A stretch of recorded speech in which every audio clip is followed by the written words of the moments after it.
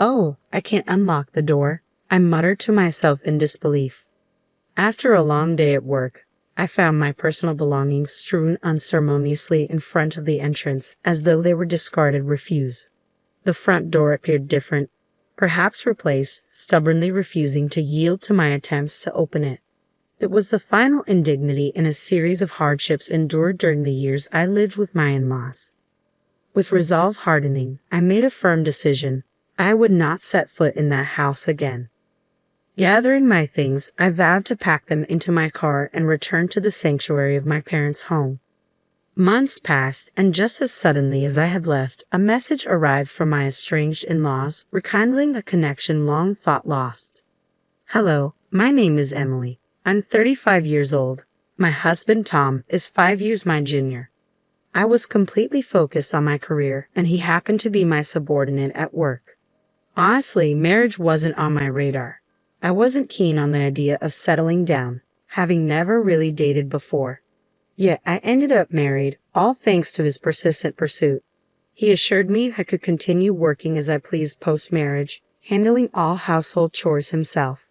His approach intrigued me about the prospect of marriage. And it's not that I oppose having children. Even though I had never been keen on marriage, thoughts of having children occasionally crossed my mind. Approaching 35, I realized time was running out if I wanted to start a family, so I chose to marry my current husband. Initially, it was just the two of us after we married. True to his word, he supported my career and took on most of the household responsibilities. However, our situation took a sharp turn about 6 months into our marriage when my father-in-law unexpectedly passed away. The sudden loss of my healthy father-in-law left my mother-in-law and my younger sister-in-law, Catherine, who is 33, reeling. They claimed they couldn't manage on their own. She's a freelancer with a decent income, but her focus on fan activities means her financial stability isn't robust.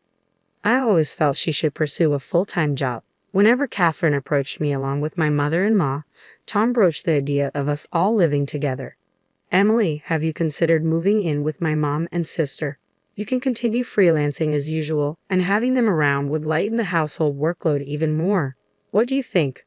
"Tom, I'm okay with keeping up my work, but I'm not sure about taking on more household chores. If your mom moves in and we're assisting her, shouldn't she be handling most of the household tasks?" "Fair point. I'll talk to my mom and sister about it. Please think about living together." "I'll wait until I hear a clear response from your mother and Catherine. I have my own life and financial considerations to take into account. I've made it clear to my husband that I want all aspects carefully considered. It may seem cold, but caregiving involves careful planning."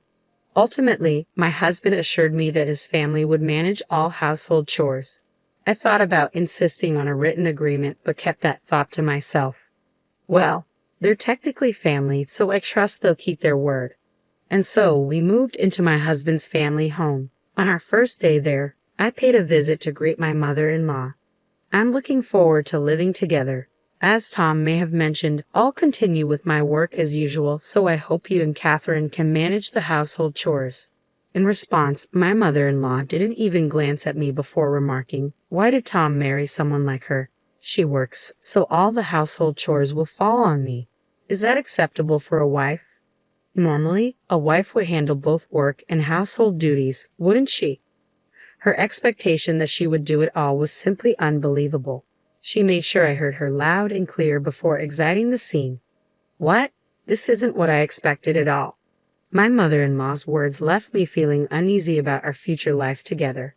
As we busily sorted through our belongings, Catherine suddenly appeared at the doorway and remarked, "I ended up with a less than adorable sister-in-law. Poor Tom." With that, she swiftly departed. Not again. First my mother-in-law, now Catherine. I couldn't understand why they would choose to live with me after speaking about me in such a way. Later, I would discover that it was all about my money. Shortly after moving in together, I noticed something troubling. On our first day under the same roof, despite their earlier sarcastic remarks, both my mother-in-law and Catherine completely ignored me. They managed to prepare meals only when my husband was present, but they made no effort to assist with cleaning or laundry for me. I attempted to confront them about their broken promises several times. However, whenever I addressed my mother-in-law respectfully as "ma'am," she would shoot me a sharp glare and walk away. making it clear she had no intention of engaging with me. Catherine didn't behave exactly like her mother, but I found myself unable to protest against either of them. Over time, doing my own laundry and cleaning after returning from work became a regular routine. I wanted to confide in my husband about it, but I hesitated out of sympathy for him. However, their behavior began to worsen. When they faced financial constraints for leisure activities, they started subtly pressuring me for more money. Their approach was evasive, as if they preferred not to confront me directly, leaving notes under my food. Just today, I found a note from my mother-in-law. "We're in a tight spot this month. Could you lend us $300? I considered discussing it with my husband, but he seemed strapped for cash due to social obligations and drinking habits, requesting, "Could we cut down on expenses this month?" Back when he was my subordinate, I always made sure he didn't overspend on unnecessary parties. However, after changing departments post-marriage, he found it difficult to decline invitations, and these expenses began to accumulate. I found it difficult to bring up the financial demands with him, so reluctantly, I gave in to their requests, treating it as a loan. This pattern persisted for 2 years. My husband grew increasingly comfortable with not contributing to household expenses, often urging me to cut costs each month with seeming indifference. Even I had grown accustomed to this routine. I felt trapped in a cycle of endless schemes, yet there was something else I continued to do. I'll explain that shortly. One day, upon returning from work, I found numerous items scattered outside the house. Upon closer inspection, I realized they were my belongings. "What is this?" I seethed with anger at the sight of my belongings treated so disrespectfully. Determined to voice my grievances, I attempted to unlock the front door, only to find that my key no longer worked. Damn it. They changed the locks while I was gone. I can't take this anymore. Surveying my scattered belongings, I pondered my next steps. That's when I noticed another note beneath the items. It read, "Don't ever return. We don't want to see your face. Consider yourself lucky we didn't toss out your stuff." What terrible in-laws. My mother-in-law and Catherine were undoubtedly the masterminds behind this. I wondered what Tom had said about the situation, but by now, it didn't matter to me. Luckily, I had my car keys handy. I quickly loaded as many of my belongings as I could into the car and drove straight to my parents' house. I felt relieved knowing my things were safe. At least my work wouldn't be affected the next day. Arriving at my parents' home, they were visibly shocked but warmly welcomed me back. It felt comforting to be in my childhood home again, a place I hadn't visited much in the past 2 busy years. Sipping the tea my mother brewed, surrounded by the familiar warmth, my father asked me, "Why did you bring all your belongings here? Did you leave their house?" Marriage requires patience, I mused, reflecting on the weight of those words. For 2 years, my interactions with my mother-in-law and Catherine were sparse, limited mostly to the occasional reminder notes about money. Tom gradually became reliant solely on my income, and recently it felt like he viewed me merely as a convenient ATM. I endured this situation until now. When I confided in my parents, they empathized, saying, "Emily, you've been patient enough. We won't ask you to endure any longer. Now that they've driven you away, there's no reason to go back, right? Perhaps you should consider sending Tom a divorce notice." That's true. He seemed like a decent young man when you married him, but money has a way of changing people. It's a shame. Both my father and mother showed genuine sympathy for me, a kindness I hadn't experienced in the past 2 years. Tears unexpectedly welled up in my eyes. "Has it been that tough for you?" my father asked, his expression filled with concern. "No, it's just that I haven't felt this level of sympathy in a long time. It's comforting, like you said, Dad. I'll send Tom the divorce papers, but I want to observe the situation for a while. I have a feeling something interesting might unfold soon." Indeed, I sensed that some action would unfold soon. Surprisingly, that moment arrived about 3 months later. By then, I had moved out of my parents' home and settled into a new apartment of my own. Never did I imagine reclaiming control over my earnings to spend as I please. I hired a household service for chores, freeing me to enjoy my days off with trips and purchases I had long desired, unrestrained. Each day reminded me of the value of my hard-earned income. I began questioning why I endured those 2 years. It dawned on me that perhaps I had been influenced or even manipulated by my in-laws.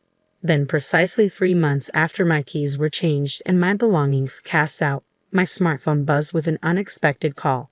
Initially, I considered ignoring it. After dismissing the first call, my phone buzzed again. then a third time in rapid succession. They must be in some trouble, I surmised. I picked up the next call, and immediately the fourth one came through. Hello. Emily, where are you? I went to your parents' house, but they wouldn't tell me. I also tried your workplace, but they wouldn't disclose your whereabouts. It was my mother-in-law, someone who had ignored me for the past 2 years. Her voice, which I hadn't heard in a long time, sounded cautious. Despite answering the call, I remained silent for a moment, relishing the anticipation of what she might say next. Hello, Emily. Are you there? Come back soon and restore our lives. We can't even afford to go out and enjoy ourselves. What are we supposed to do now? I had thought that living without spending money on leisure would suffice, but evidently that wasn't the case. Our phone and electricity are on the verge of being cut off. We're at our wits' end. Please come back immediately. Does she not realize she's only thinking of herself? Shouldn't she begin with an apology for throwing me out? Until she grasps that, I had no intention of responding.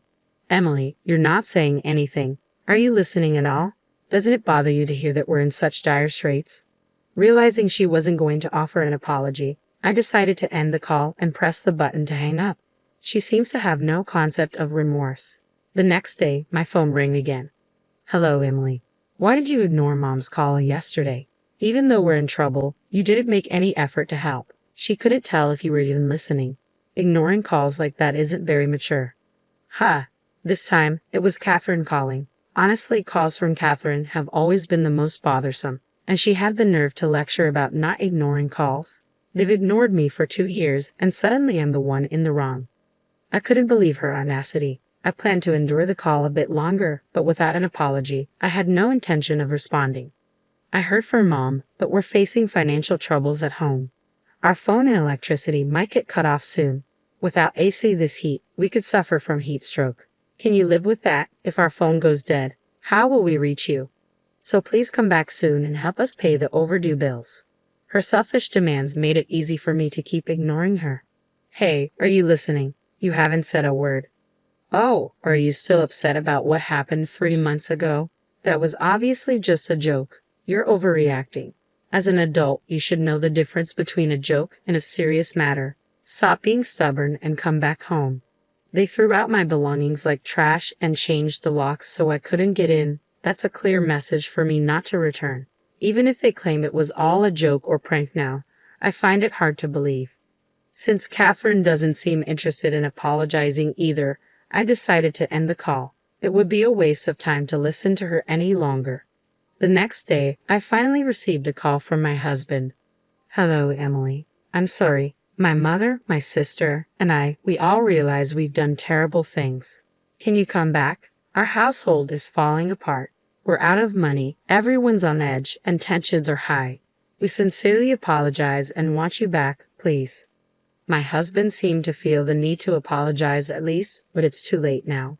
Why did he ignore me for 3 months? If it had only been the first 3 days, I might have considered returning, but it's been 3 months. I've embraced my new life, enjoying every moment of independence. There's no reason for me to return to that family now. I appreciate your apology, but given everything that's happened, I have no intention of coming back. Tom, why were you unreachable for 3 months? How could you do that as a husband? I looked into things, and guess what? I found out you've been cheating, haven't you? That's what the detective agency told me. Thanks for treating me like an ATM for 2 years. I'll be sending divorce papers. Please handle it accordingly. Maybe my husband thought he wouldn't get caught. What a fool. Yet he still had the nerve to say, I want you to come back. So I replied, if you reimburse me for all the living expenses for the 3 of us over the past 2 years and repay the money I lent you, maybe I'll consider it. Let's see, that's about $20,000. Can you manage that? I said mockingly. I knew he couldn't pay, but I said it anyway. After that, my husband fell silent and abruptly ended the call. Perhaps he finally realized my decision was firm. What happened next? When I sent the divorce papers and a bill for emotional distress to my husband, he returned the signed divorce papers promptly. Now all I need to do is file them at the city office and the divorce will be finalized. Regarding the compensation, he transferred the money right away. In fact, I included a note with the bill threatening to expose him to his company if he didn't pay promptly. Fearful of this, my husband likely sought a loan to cover the compensation. I heard from sources that their family home is now on the market. It seems they're struggling financially and trying to raise funds. However, selling their primary residence hastily means they'll now have to rent elsewhere. Considering the cost of rent and utilities, selling their house may not have been the wisest decision. They were likely driven by the immediate need for cash and didn't think through the long-term consequences. Whatever happens to that family is no longer my concern. As for me, I'm thoroughly enjoying my single life. I've had my fill of marriage. Moving forward, I plan to work hard and savor my personal life, embracing my independence.